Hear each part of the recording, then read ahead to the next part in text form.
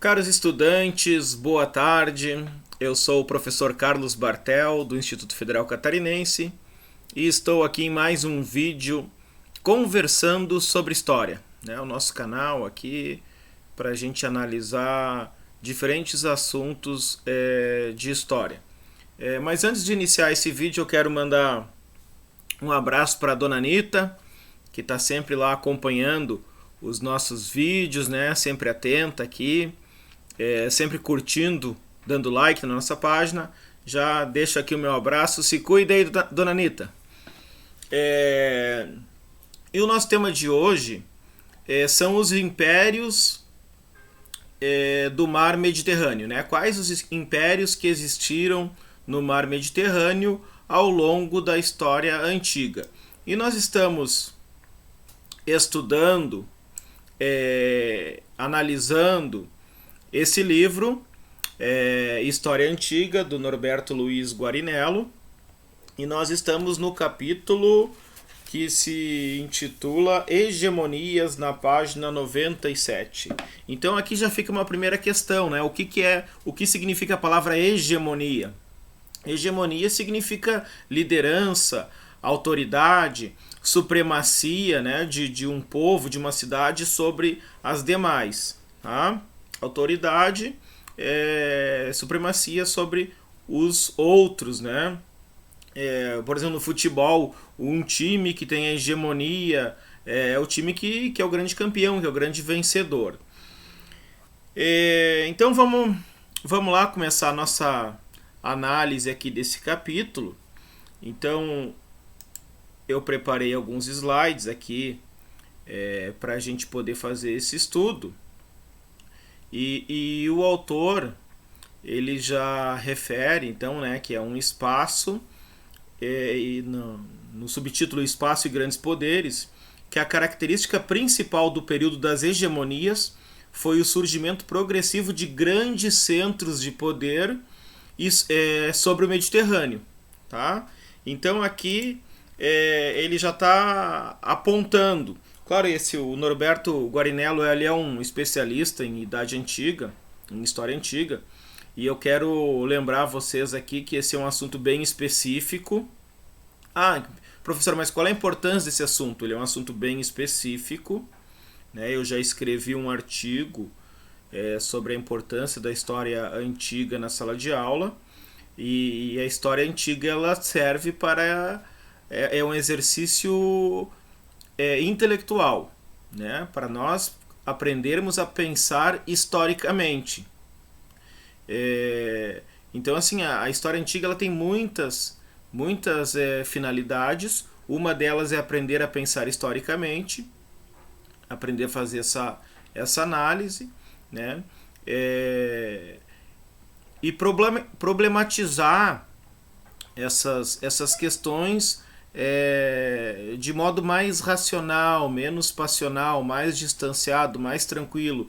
E a história antiga ela nos permite pensar também a diversidade, a diferença, né? Diferença cultural. Nós estamos muito distantes desses povos, às vezes em termos de cultura, em termos de tempo, em termos de visão de mundo, ainda que a gente se considere semelhante muitas vezes aos gregos e aos romanos, né? E até herdeiro desses povos. Tá? Então a história antiga ela tem essa finalidade para a gente aprender a pensar historicamente.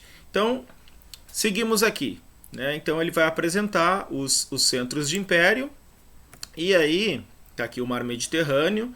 Selecionei alguns mapas. Essa aqui é outra questão importante que eu gostaria de conversar com vocês aqui. Vários estudos na área de história, e belos estudos, eles têm analisado a história a partir de uma determinada região, né? E a região geográfica ela é uma construção também humana, mas pega uma região, né? Por exemplo, tem um livro aí muito bom, O Trato dos Viventes, que o autor ele analisa, o Luiz Felipe D'Alencastro, ele analisa o Oceano Atlântico, e as relações ali, as triangulações comerciais, as trocas culturais que se estabelecem no Oceano Atlântico por essa comunidade atlântica, né? Europeus, africanos e os povos americanos aqui. Então ele está analisando uma região, analisando a história a partir de uma região. Esse é um estudo que eu posso dizer aqui que ele foi fundado pelo Fernand Braudel, da Escola dos Análises, né? Que analisou o mar Mediterrâneo na época do rei macedônico Filipe II. E o autor que nós estamos estudando, de certa forma, ele está seguindo nessa linha também, porque ele está a preocupação dele aqui é analisar os processos de integração no mar Mediterrâneo, nessa região aqui banhada pelo mar Mediterrâneo. Então, os processos de integração econômicos, comerciais, culturais, políticos, diplomáticos, enfim, esses processos aqui, e ele vai nos chamar a atenção para isso. Então, assim, os impérios que o autor nos apresenta são, na realidade, 4 grandes impérios. O primeiro, o Império Persa, né, que teve a sua hegemonia no século VI a.C.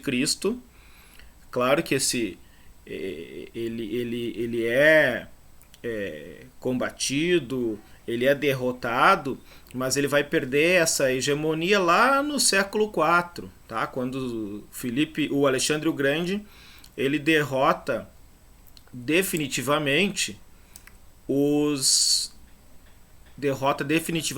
persas. Depois dos persas nós temos a hegemonia dos gregos, né? E os persas eles formavam uma unidade, os gregos de certa forma formavam uma unidade, mas a partir de células diferentes, autônomas, que a gente conhece por cidades-estado ou as famosas polis. Depois dos gregos, o reino da Macedônia com Filipe II e o seu filho Alexandre o Grande, que inclusive foi aluno do Aristóteles, né? O Alexandre o Grande viveu pouco, mas uma vida bastante intensa. E por fim, Roma, que tem a sua grande fase na República, que ela conquista um território gigantesco. Isso às vezes a gente confunde muito quando estuda, acha que ali é o Império Romano. Não, o Império vai ter uma missão difícil que é manter essas fronteiras que cresceram demasiadamente. Tá? E o autor ainda nos fala em nódulos nas redes, né, ou nódulos na rede, que ele aponta que no meio dessas hegemonias nós tínhamos grandes cidades-estado, como Cartago, como Siracusa, Tarento, que nós vamos ver um pouquinho aqui também, tá bom? Aí ali, como o autor está preocupado com os processos de integração, ele diz, a integração nunca foi um projeto consciente, tá? Não havia, nós vamos integrar a região, tem uma política para isso. Não era um projeto consciente. Nem seguia um fim determinado, nós queremos integrar isso aqui porque nós economicamente formar um bloco, aqui também não tinha um fim determinado. Nem teve uma única causa. Tá? Os processos de integração muitas vezes se constroem sobre a dor e a exploração dos seres humanos. Que isso aqui eu já falei em outro momento. O fato dos povos conviverem junto, de compartilharem o mesmo espaço, não significa que eles estejam ali numa relação amistosa. Mas mesmo não estando numa relação amistosa, eles estão estabelecendo trocas. Tá? Troca de conhecimento, troca cultural, e entre outras. Então o primeiro império é o Império Persa. Eu selecionei alguns mapas aqui, mas só de modo ilustrativo, para a gente ter uma noção espacial, até porque essa é a proposta do autor. Então não são mapas que aprofundam o conhecimento, mas para o nosso estudo eles têm um papel bastante útil. Então o primeiro império é o Império Persa, né? Olha aqui, algumas cidades gregas aqui, onde é a Turquia, elas estavam sob domínio persa, né? e aí avança pela região ao Tigre e o Eufrates, avança pela região da Mesopotâmia e vai até a Índia, né, até o Extremo Oriente, além do Egito. Olha que o Egito também sob o domínio persa. Então é um grande império. Se a gente fosse contabilizar o tamanho desse império em número de países que ocupam essas regiões hoje, é uma região bastante vasta. Então é um império grandioso. E algumas características aqui, algumas curiosidades que o autor nos chama a atenção são essas aqui. Deixa eu só voltar aqui. O Império. Tá ali o Império Persa, né, que a gente viu. Vamos ver aqui algumas características que o autor nos chama a atenção. Né? O século VI, esses persas são contemporâneos dos judeus no exílio da Babilônia. Né? Os judeus foram escravos na Babilônia. E esse é o período também da reconstrução do templo em Jerusalém. Os persas, eles fundaram uma religião, o zoroastrismo, uma religião que existe ainda hoje no Oriente Médio. Né? O centro persa é ali onde fica o Irã hoje. Tá? Tanto é que o Irã, até o século XX, era chamado Pérsia. Né? Depois é que se trocou o nome, mas era a Pérsia. Né? O zoroastrismo influenciou muitos habitantes do Mediterrâneo. Então tem aqui a troca de crenças, troca religiosa, troca cultural. E nas décadas finais do século VI, todas as cidades gregas da costa da Anatólia, né, onde é a Turquia hoje, como Mileto e Éfeso, estavam sob o controle persa. Tá? Era um grande controle aqui que estabelecia esse que é o nosso primeiro império. E aí o segundo império é o Império dos Gregos. Também outro mapinha aqui para a gente poder visualizar o que nós estamos falando. Né? Então essa parte vermelhinha aqui, ó, são todas colônias, né? Colônia no sentido de povoamento. Todas as regiões povoadas por gregos. Como assim por gregos? Por aqueles que compartilham da cultura grega. Eles falam a língua grega, eles compartilham as mesmas crenças, acreditam nos mesmos deuses e têm a mesma cultura, o teatro, a literatura, né? Conhecem as obras A Ilíada e a Odisseia. Então aqui, ó, Siracusa era uma colônia grega. O sul da Itália, aqui, que é a Magna Grécia, foi ocupado por gregos. E até aqui, ó, onde é a França hoje e a Península Ibérica. Tá? E a ilha de Creta, né? Aqui onde é a Turquia hoje, tudo era ocupado por gregos. Então os gregos, eles ascenderam ao poder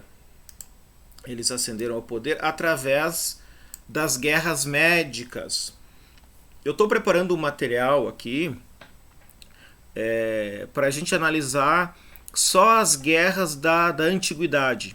Né? Analisar ali, eu já mapeei aí 14 guerras, né? Guerras e batalhas. Mas eu estou mapeando isso e depois nós vamos fazer uma aula sobre isso.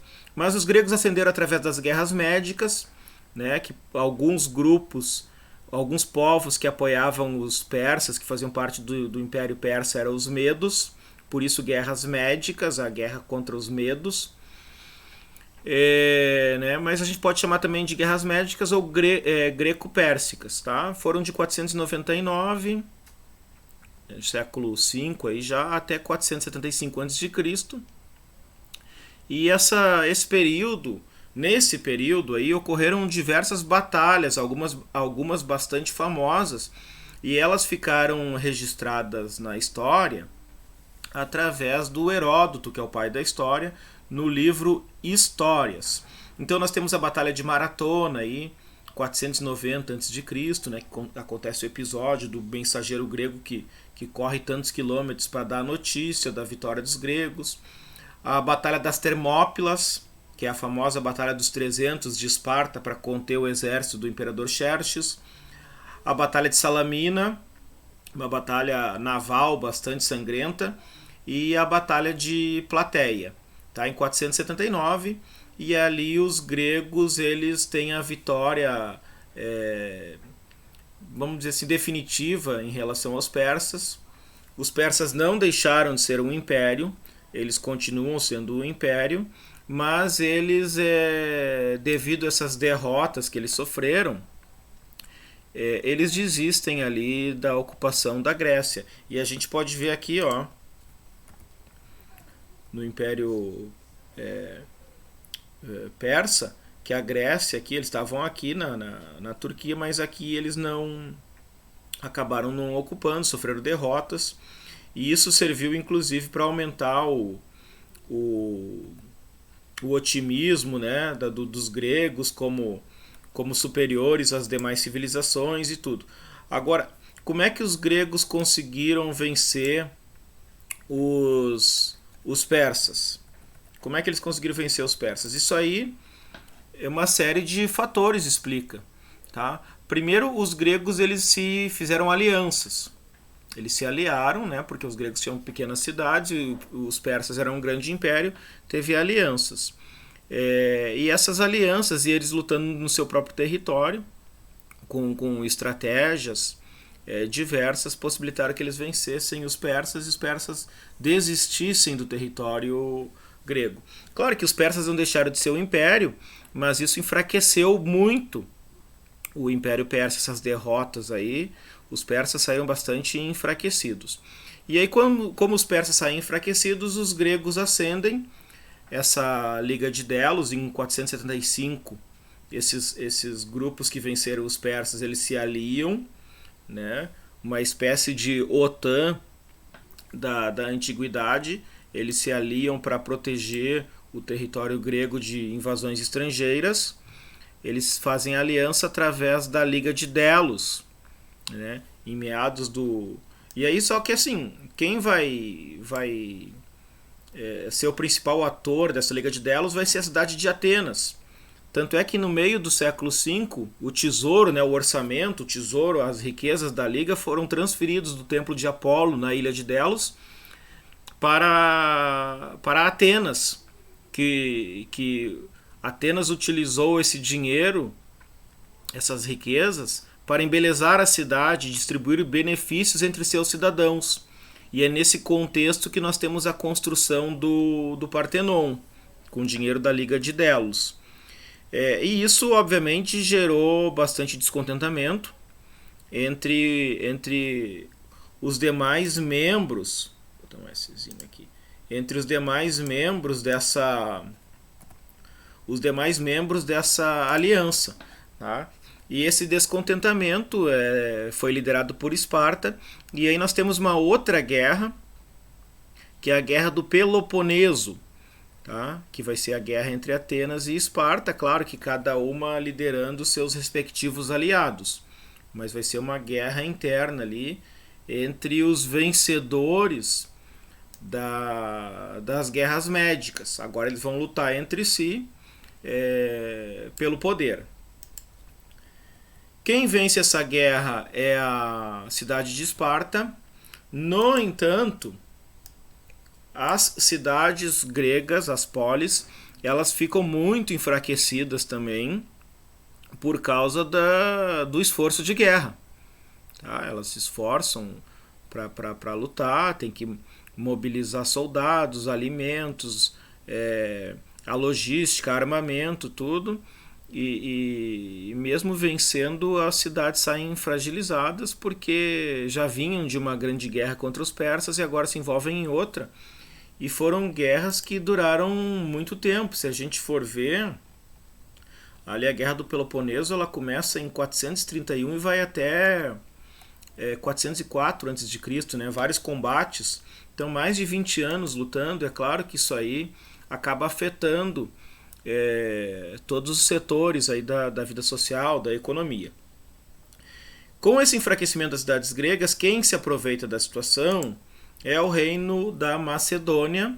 Filipe II, em 338, ele começa a invasão da Grécia pela cidade de Queroneia, em 338, então tem a Batalha de Queroneia, que ali começa a invasão macedônica sobre os gregos. E eu já falei em outra oportunidade aqui que os gregos não percebiam os macedônios como gregos, mas os macedônios falavam o idioma grego, compartilhavam a cultura, acreditavam nos mesmos deuses, então os macedônios se viam como gregos, como helenos, né?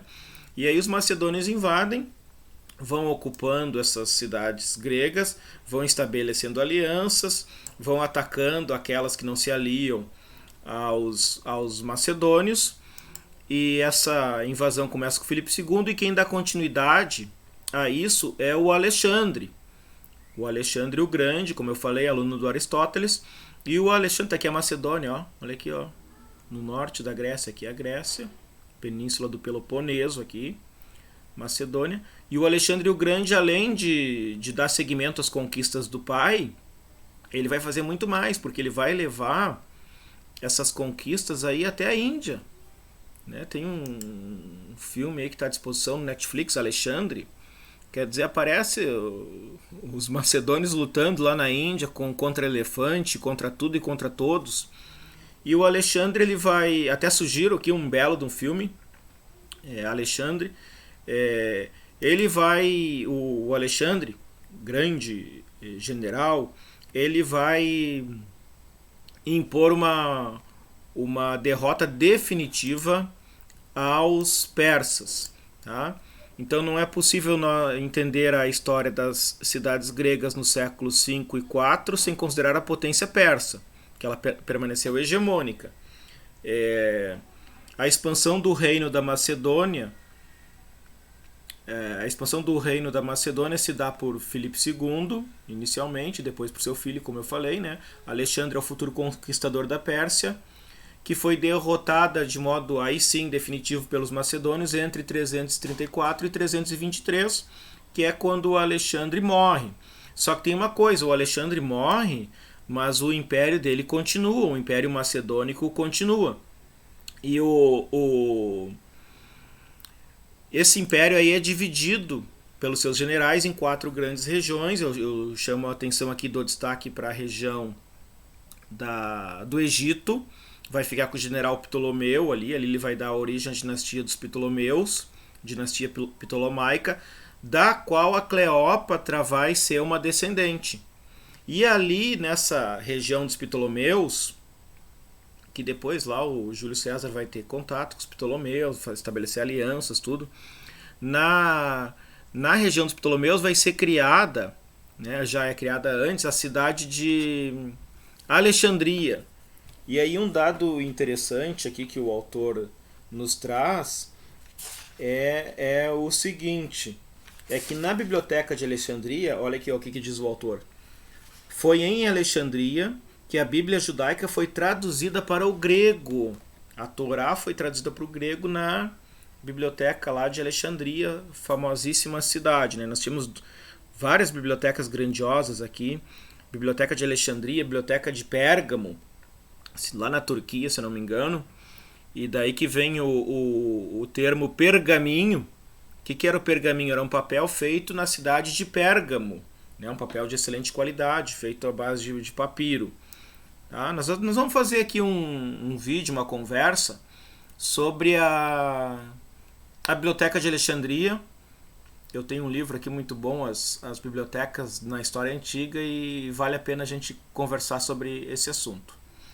Então aqui já falei, né, que as conquistas sobreviveram à morte de Alexandre, mas o mais importante aqui dessas conquistas, e que o autor aí chama a atenção, é que os macedônios ou macedônicos, eles difundiram, espalharam pelo mundo antigo a cultura helenística, a cultura grega, né?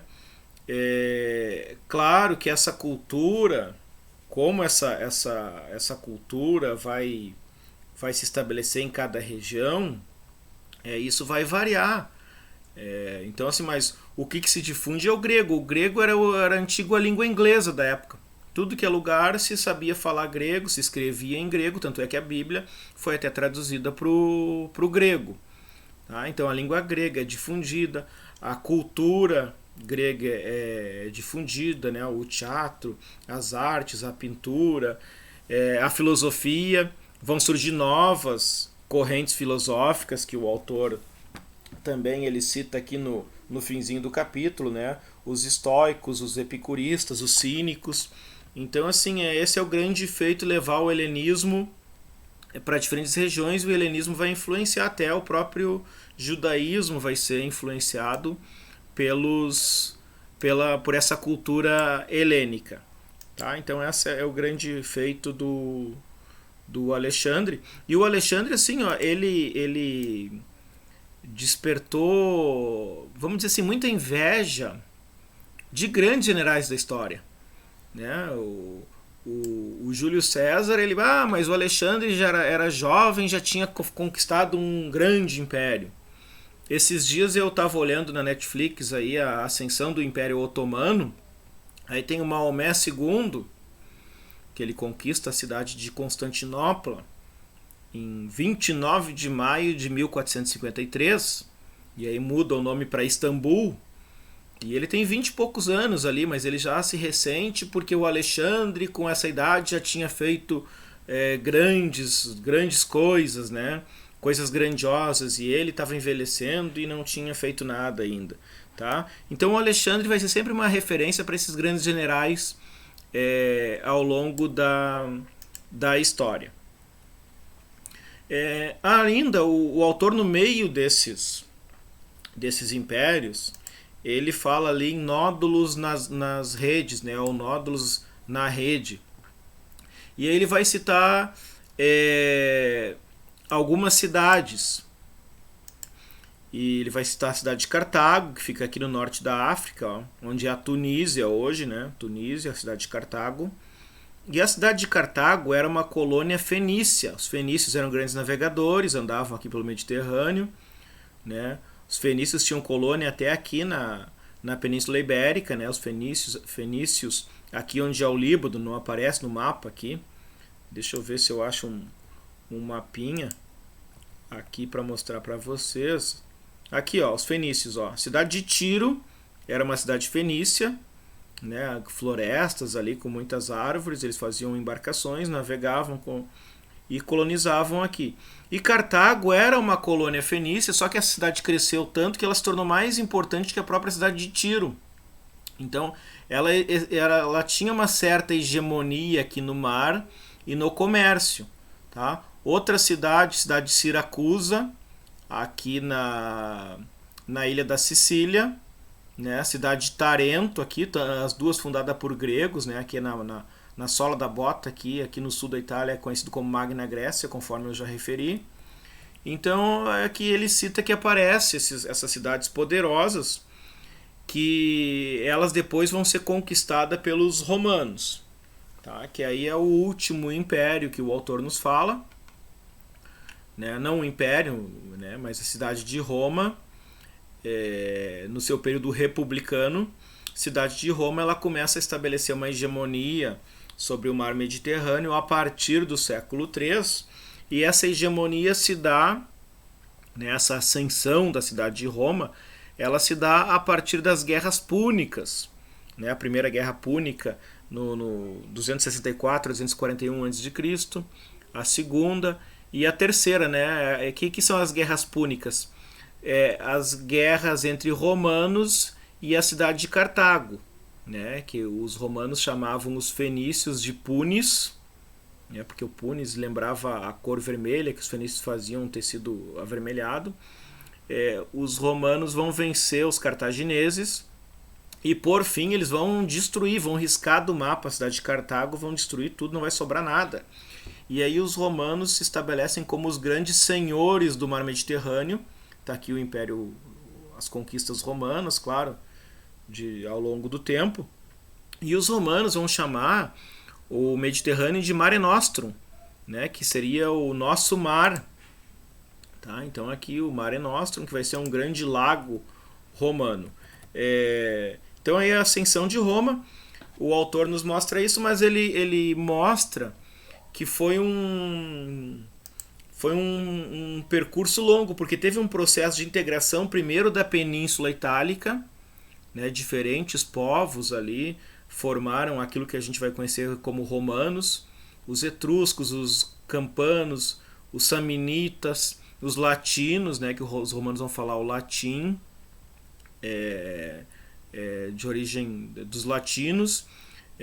Vai ter guerra lá com a Magna Grécia, né, com o rei Pirro, né, aí tem a famosa vitória de Pirro, que é uma vitória sem importância nenhuma, que é usada muito na política, né? Foi uma vitória de Pirro. O que significa isso, vitória de Pirro, essa terminologia, essa expressão? É uma vitória sem importância ali que os gregos da Magna Grécia lá tiveram em relação aos demais, aos romanos ali, mas não adiantou de nada. Tá, mas aí os romanos, eles ascendem ao poder, já ainda no período republicano. Uma confusão que se faz muito é aqui, ó, o Júlio César, ele nunca foi imperador em Roma. Isso aí os estudantes erram direto nos vestibular. Se coloca essa questão, o Júlio César como imperador, está errado. O primeiro imperador romano é o Otaviano. Tá? O Júlio César foi um grande general, foi ditador, agora esqueci ali o outro cargo que ele ocupou lá como tribuno. Mas ele foi uma grande liderança, mas não foi imperador, não tinha esse título, tá certo? E então essas são as questões desse capítulo. E aí o próximo capítulo, o autor vai dedicar ao imperialismo romano, tá? Não é o império, porque nós já temos uma visão imperialista de dominação dos demais povos, mas não tem estabelecido o império porque Roma vive uma república. Tá? Deixa eu ver aqui. Então, a nossa aula sobre hegemonia, esses são os assuntos principais. A gente saber quais eram os impérios, né? E até assim, nesse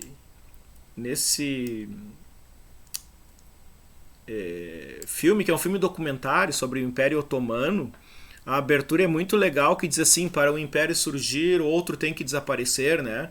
É mais ou menos o que acontece aqui, é uma sucessão que a gente pode ir vendo que a cada século tem um império novo ali, sendo hegemônico. Claro que na história não é assim.